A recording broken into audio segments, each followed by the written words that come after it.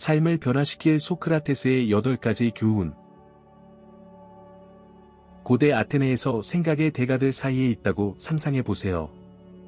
소크라테스는 독특한 방식으로 다른 사람들의 시선을 신경 쓰지 않았습니다. 그는 사람들의 영혼을 자극하는 질문을 던지며 그들이 자신의 삶을 되돌아보도록 만들었습니다. 진정한 행복이란 무엇인가? 라는 질문으로 도전하곤 했습니다. 주위를 둘러보세요. 당신은 얼마나 자주 자신의 믿음에 대해 질문해 보았나요? 소크라테스는 지혜가 의심에서 시작된다고 믿었습니다. 만약 당신이 모든 것을 진리로 받아들이는 대신 스스로 질문할 수 있다면 어떤 일이 벌어질까요? 자신의 확신을 점검하는 시간을 갖는다면 어떨까요? 이것이 바로 비판적 사고의 본질입니다. 그의 교훈은 단순한 철학에 그치지 않습니다. 그것은 더 진정한 삶을 살도록 초대하는 것입니다. 각 가르침은 우리의 세계관을 리셋하는 촉매 역할을 합니다. 이 영상에서는 이러한 교훈들이 당신의 관점을 어떻게 변화시킬 수 있는지 탐구해 보겠습니다. 당신의 마음을 열고 자신의 신념에 도전할 준비가 되었나요? 매번 반성할 때마다 새로운 문이 열리고 당신의 삶을 영원히 바꿀 수 있는 무언가를 발견할 수 있습니다. 함께 소크라테스의 유산을 풀어봅시다. 제가 인생을 살아가면서 가장 많이 깨닫게 된 것 중 하나는 자기 이해의 중요성입니다. 자신을 들여다보고 진정으로 우리가 누구인지 이해하려고 하는 것은 제 생각에 의미 있는 삶의 기초입니다. 우리는 종종 다른 사람의 기대, 사회적 압박, 그리고 심지어 자신의 환상 속에서 길을 잃곤 합니다. 결국 한 발 물러서서 반성할 때 새로운 세계가 우리 앞에 펼쳐지는 것과 같습니다. 우리의 가치, 약점, 강점을 발견하는 것은 우리가 진정으로 원하는 것과 공명하는 결정을 내리는 데 도움을 줍니다. 자기 이해를 추구하는 것은 지속적인 과정입니다. 하루의 명상이나 영적 리트리트로 해결되는 일이 아닙니다. 그것은 종종 우리가 무시하고 싶어하는 부분을 직면할 준비가 필요한 길입니다. 때로는 오랫동안 숨겨져 있었던 두려움과 불안에 맞서야 합니다. 그러나 그렇게 할 때 우리는 설명할 수 없는 자유를 발견하게 됩니다. 자신에 대해 더 잘 알게 되면 우리의 선택이 진정한 나를 더 잘 반영하게 되어 목적의식이 생깁니다. 더욱이 자기 이해는 건강한 관계를 설정하는 데 도움을 줍니다. 우리가 원하는 것과 원하지 않는 것을 알면 이를 더 명확하게 전달할 수 있습니다. 이로 인해 우리의 대인 관계가 개선되고 또한 우리의 정서적 웰빙을 보호하는 경계를 설정할 수 있습니다. 자신의 필요에 대한 명확함이 없는 사람들은 종종 독성이 있는 관계에 빠지는 일이 잦습니다. 우리가 자신을 알게 되면 언제 떠날지, 언제 머물지, 언제 싸울지, 언제 놓아줄지를 알게 됩니다. 자기 이해의 또 다른 차원은 우리의 불완전함을 받아들이는 능력입니다. 쉽지 않다는 것을 압니다. 하지만 우리가 결점이 있는 인간이라는 것을 인정하는 것은 해방감을 줍니다. 우리의 실수를 비난하는 대신 그것을 성장의 기회로 바라보게 됩니다. 이러한 시각은 우리를 더욱 회복력 있게 만들 뿐만 아니라 타인에게도 더 많은 연민을 느끼게 합니다. 결국 우리 모두는 자기 발견과 자기 이해의 여정에 함께하고 있습니다. 자기 이해는 윤리적인 삶을 사는 열쇠입니다. 우리가 누구인지, 어떤 가치를 가지고 있는지 알게 되면 우리의 행동이 그것과 일치하도록 하는 것이 더 쉬워집니다. 선택과 도덕적 딜레마가 가득한 이 세상에서 올바른 것과 잘못된 것을 명확히 아는 것은 일상적인 결정에 큰 도움이 됩니다. 이는 우리에게 내적 평화를 가져다 줄 뿐만 아니라 사회에 더 진정한 방식으로 기여할 수 있도록 합니다. 다양한 의견에 마주할 때 대화의 가치를 절실히 느낍니다. 질문하고 토론하는 것은 단순히 아이디어를 표현하는 방식이 아니라 진리를 발견하고 이해하는 도구입니다. 우리는 종종 승리를 목표로 하는 논쟁에 참여하지만 진정한 목표는 상대를 이해하는 것입니다. 이러한 교류의 공간에서 우리는 세계관을 확장하고 이해를 풍부하게 할 수 있습니다. 누군가는 자신의 의견을 표현하는 것에 대한 두려움 때문에 망설이기도 합니다. 그러나 대화는 학습의 초대라고 여겨져야 합니다. 열린 마음으로 논의할 때 우리는 새로운 시각으로 사물을 볼 기회를 갖게 됩니다. 이는 우리의 신념을 포기하라는 것이 아니라 새로운 정보의 빛 아래에서 그것을 재검토할 준비가 되어 있다는 것입니다. 존중하는 방식으로 아이디어를 대립시키는 것은 개인적 성장의 강력한 원천이 될 수 있습니다. 변증법은 모순을 가치 있게 여기는 법을 가르쳐 줍니다. 이견을 장벽으로 보는 대신 그것을 다리로 바라볼 수 있습니다. 서로 다른 의견의 충돌을 통해 우리는 더 깊은 이해에 도달할 수 있으며 이는 종종 개인적인 의견보다 더 풍부합니다. 진리는 고정된 실체가 아닙니다. 그것은 다양한 관점의 상호작용에 의해 형성되는 동적인 것입니다. 이러한 교훈은 의견이 갈리는 상황에서 특히 제가 삶에 적용하려고 노력하는 것입니다. 대화의 또 다른 중요한 측면은 공감입니다. 상대방의 이야기를 귀 기울여 듣는 것은 사람들이 소중하게 여겨진다고 느낄 수 있는 안전한 공간을 만드는 것입니다. 이는 의견이 갈리는 세상에서 매우 중요합니다. 열린 대화를 촉진함으로써 우리는 보다 포용적이고 존중하는 환경을 만드는 데 기여합니다. 이는 우리의 관계를 풍요롭게 할 뿐만 아니라 우리의 차이에도 불구하고 모두가 같은 인류의 일원이라는 생각을 강화합니다. 마지막으로 대화와 변증법은 보다 공정한 사회를 만드는 데 필수적인 역할을 합니다. 목소리가 들리고 아이디어가 논의될 때 우리는 우리가 직면한 문제에 대한 더 효과적인 해결책을 찾을 수 있습니다. 다양한 집단 간의 협력이 이루어질 때 우리는 그렇지 않았다면 불가능했을 혁신과 개선을 이끌어낼 수 있습니다. 따라서 대화를 중요시하는 것은 우리가 원하는 미래에 대한 투자라고 할 수 있습니다. 종종 간과되지만 제게 매우 가치 있는 개념 중 하나는 무지의 지혜입니다. 자신의 무지를 인식하는 것은 학습과 지혜로 가는 첫걸음입니다. 우리는 때때로 무언가를 모른다는 사실에 부끄러움을 느끼기 쉬운데 사실 이는 성장의 기회입니다. 우리가 모든 답을 가지고 있지 않다는 것을 인정할 때 질문을 하고 새로운 정보를 찾을 수 있는 공간이 열립니다. 이 글을 읽으며 나는 여러 번 진리에 대한 절대적인 믿음을 가지고 논쟁에 들어갔던 상황들이 떠오른다. 그러한 태도는 새로운 것을 배울 기회를 차단했을 뿐 아니라 주변 사람들과의 관계에도 부정적인 영향을 미쳤다. 하지만 무지를 받아들이기 시작하면서 대화는 더욱 풍성하고 의미 있게 변화했다. 나는 주장하기보다는 질문을 던지게 되었고 이것이 놀라운 발견으로 이어졌다. 무지에 대한 지혜는 겸손과도 깊은 연관이 있다. 우리가 모든 것을 알지 못한다고 인정할 때 우리는 더 개방적이고 수용적인 자세를 갖게 된다.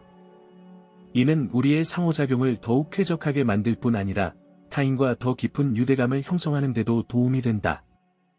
결국 우리 모두는 끊임없는 학습의 여정에 있으며 이를 인식하는 것은 감정적인 성숙의 상징이다. 또한 이러한 지혜는 우리가 접하는 정보에 대해 더 비판적으로 접근할 수 있게 해준다. 우리는 데이터와 의견에 넘쳐나는 세상에 살고 있다. 우리의 이해가 제한적이라는 사실을 인식할 때 우리는 진정으로 중요한 것이 무엇인지 필터링할 수 있다. 이는 신뢰할 수 있는 출처를 찾고 우리가 제시받는 것의 유효성을 질문하는 데 도움이 된다. 이처럼 무지는 비판적 사고를 구축하는 강력한 도구가 된다. 무지를 인정함으로써 우리는 더 많은 공감을 느끼게 된다. 모든 사람이 불완전하며 각자가 자신의 의문과 불확실성과 씨름하고 있다는 사실을 이해하게 되면 우리는 보다 진정한 연결을 할 수 있다. 이러한 공감은 건강한 관계를 구축하고 상호 학습이 가치 있게 여겨지는 환경을 만드는 데 필수적이다. 따라서 무지에 대한 지혜는 단순한 철학적 개념이 아니라 우리의 삶과 상호작용을 변화시킬 수 있는 실천이다. 윤리에 따라 사는 것은 내가 인생에서 배운 가장 중요한 것 중 하나이다. 윤리는 우리의 일상적인 결정과 행동에 있어 기본 원칙이 되어야 한다. 무엇이 옳고 그른지가 모호한 세상에서 탄탄한 윤리적 기반은 우리가 이러한 혼란스러운 상황을 헤쳐나가는 데 도움을 준다. 이는 항상 쉬운 답을 가진다는 의미는 아니지만 우리가 따라야 할 지침을 제공한다. 윤리는 우리의 행동의 결과에 대해 깊이 생각하게 만든다. 우리의 결정이 타인에게 미치는 영향을 고려할 때 우리는 더 날카로운 사회적 의식을 발전시킬 수 있다. 충동적으로 행동하고 그 결과를 감수하기는 쉬운 일이지만 윤리적으로 행동하려고 의식적으로 노력할 때 우리는 주변에 긍정적인 영향을 미칠 수 있다. 이는 특히 일상에서 자주 간과되지만 누적되었을 때 큰 변화를 가져올 수 있는 작은 결정들에서 분명히 드러난다. 윤리의 또 다른 차원은 책임감이다. 윤리적 가치에 기반한 결정을 내릴 때 우리는 자신뿐만 아니라 타인에 대해서도 책임을 지게 된다. 이는 우리의 선택이 다른 사람의 삶에 영향을 미칠 수 있는 직업적 맥락에서 특히 중요하다. 윤리는 우리의 행동이 결과를 가지고 있다는 것을 끊임없이 일깨워주며 우리는 그에 대한 책임을 질 준비가 되어 있어야 한다. 윤리는 또한 도덕적 딜레마에 처했을 때의 안내서 역할을 한다. 모든 사람이 명확하지 않은 선택을 마주하는 순간이 있다. 윤리적 기반이 있을 때 우리는 이러한 어려운 순간을 헤쳐나가는 데 도움이 된다. 우리의 핵심 가치를 아는 것은 우리가 누구인지와 일치하는 결정을 내리는 데 더 수월하게 만든다. 이러한 명확함은 혼란 속에서 평화를 가져다주는 기초가 된다. 윤리적 원칙에 따라 사는 것은 우리를 자신보다 더 큰 무언가와 연결시킨다. 종종 단편적으로 보이는 세상에서 윤리는 우리에게 목적의식과 소속감을 제공한다. 윤리적으로 행동할 때 우리는 더 공정하고 정의로운 사회를 만드는 데 기여한다. 그리고 이는 내 인생에서 우리가 추구할 수 있는 가장 큰 보상 중 하나라고 생각한다. 미덕에 대해 생각할 때 나는 그것이 나의 행복과 웰빙을 향한 여정과 얼마나 밀접하게 연결되어 있는지를 반추하게 된다. 나는 미덕이 잘 사는 길이라는 말을 듣고 자랐지만 시간이 지나면서 그것이 단순한 이론이나 바람직한 행동 목록이 아님을 깨닫게 되었다. 나에게 미덕은 매일의 실천이며 우리가 맺는 모든 상호작용과 결정에서 내리는 선택이다. 그것은 운동처럼 우리가 더 많이 기를수록 더 강해지고 우리의 삶에 더 많은 혜택을 가져다준다. 미덕을 기르는 것은 간단한 일이 아니다. 때때로 그것은 의식적인 노력과 순간적인 편리에 대한 거부를 요구한다. 예를 들어, 내가 정직해야 하는 상황에 직면했을 때, 비록 진실이 불편함을 초래할지라도, 그때야말로 미덕이 드러난다. 작은 순간에서도 정직을 선택하는 것은 내 성격을 형성하고 더 튼튼한 관계를 쌓는 데 도움이 된다. 마치 간 미덕의 행위가 더 충만하고 의미 있는 삶을 건설하는 하나의 벽돌과 같다. 또한, 나는 미덕이 단순히 우리 자신에게 국한되지 않는다는 것을 깨닫는다. 우리가 미덕에 따라 행동할 때 주변 사람들에게 연쇄적인 영향을 미친다. 나는 연민이나 존중을 보일 때 단지 나의 삶을 풍요롭게 하는 것뿐 아니라 다른 사람들도 그렇게 하도록 격려하고 있다고 느낀다. 미덕은 전염성이 있는 것 같아서 누군가의 친절한 행동을 보면 나도 보답하고 싶어지는 경우가 많다. 그렇게 우리는 더 연대감 있고 연결된 공동체를 만들어간다. 미덕은 진정한 행복이 즉각적인 만족에서 오는 것이 아니라 우리의 깊은 가치와 공명하는 선택에서 온다는 것을 가르쳐준다. 미덕을 향해 나아갈 때마다 나는 더 이상적으로 나와 내가 중요하게 여기는 것과 일치하게 되고 있음을 깨닫는다. 이러한 일관성, 즉 내적 일치는 내 삶의 진정한 평화와 기쁨을 가져다주는 것이다. 사회적 수능은 항상 나를 매료시킨 주제다. 어릴 적부터 나는 미리 정해진 틀에 맞춰야 한다는 압박을 느껴왔다. 하지만 성숙해짐에 따라 나는 이러한 수능이 정말로 행복을 가져다주는지 의문을 품기 시작했다. 많은 경우 정상 또는 수용 가능한 것으로 여겨지는 것이 진정성에 대한 장애물이 될 수 있습니다. 이는 저에게 이러한 규범에 저항하는 것의 중요성에 대해 생각하게 합니다. 이러한 저항이 불편할 수 있지만 그럼에도 불구하고 필요합니다. 제가 가장 먼저 떠올리는 것은 우리를 둘러싼 규범을 질문하는 필요성입니다. 우리가 하는 일에 대해 왜 그렇게 하는지 묻는 것은 해방의 과정을 만드는 것입니다.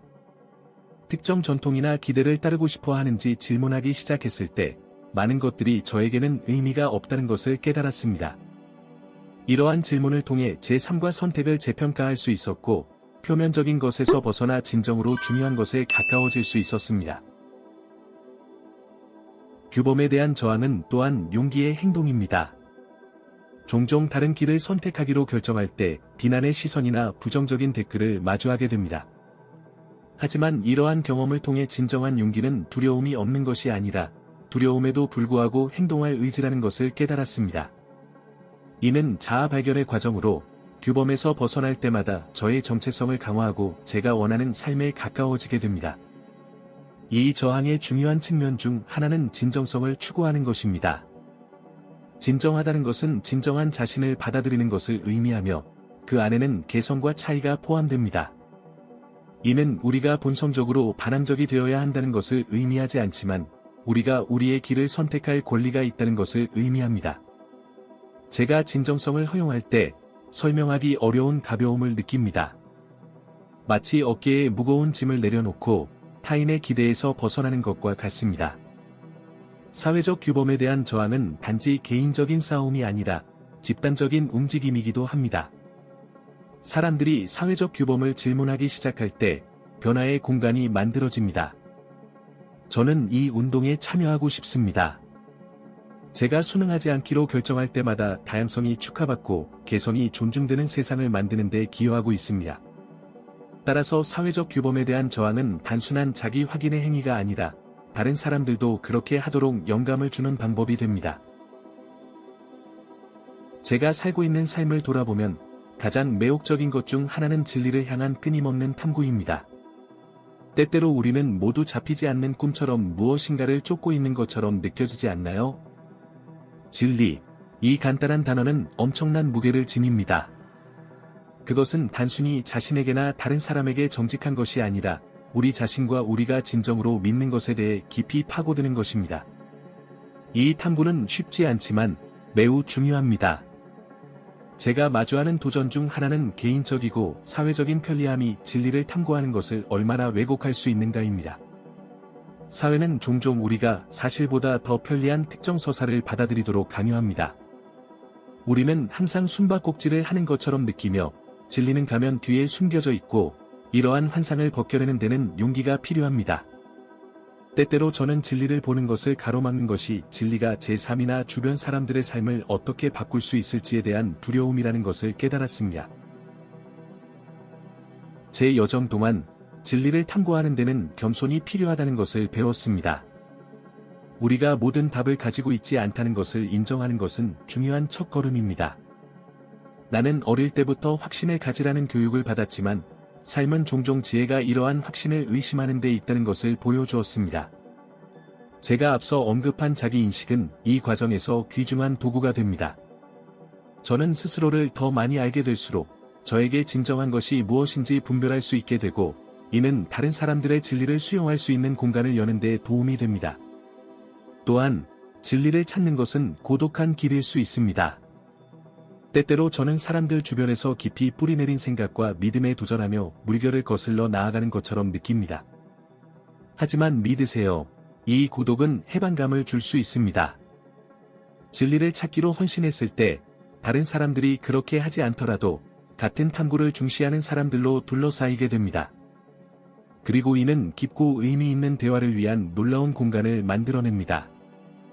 저는 진리를 찾는 것이 목적지가 아니라 지속적인 여정이라는 것을 깨닫습니다. 새로운 발견이 있을 때마다 새로운 이해의 증이 드러납니다. 때때로 제가 찾은 답변은 제가 기대했던 것과 다르며 그것이 경이롭습니다. 삶은 일련의 질문과 계시가 되고 그로 인해 진리는 저의 상시 동반자가 됩니다. 그리고 이 여정은 비록 도전적일지라도 저의 존재에 의미를 부여하는 것입니다. 여러분, 이제 소크라테스의 8가지 삶의 교훈을 탐구했으니 이러한 아이디어들이 우리의 일상에 어떻게 적용될 수 있을지 반영해보세요. 생각해보세요. 여러분은 얼마나 자주 다른 사람의 의견에 휘둘려 의문을 제기하지 않았나요? 소크라테스는 우리에게 지식을 추구하고 의심을 진리를 향한 길로 삼는 것을 소중히 여기라고 가르칩니다. 그럼 잠시 멈추고 우리의 믿음을 분석해볼까요? 우리는 자신에 대해 얼마나 알고 있을까요? 철학자는 우리에게 내면을 들여다보고 우리의 확신에 도전하라고 초대합니다. 삶은 끊임없는 탐구이며 제기된 질문이 새로운 발견으로 이어질 수 있습니다. 그렇다면 오늘부터 이를 실천해보는 것은 어떨까요? 여러분이 가진 믿음 하나를 선택하고 그것을 질문해보세요. 여러분의 마음이 숨기고 있는 것은 무엇인가요? 그리고 더 나아가 여러분은 생각을 바꿀 준비가 되어 있나요?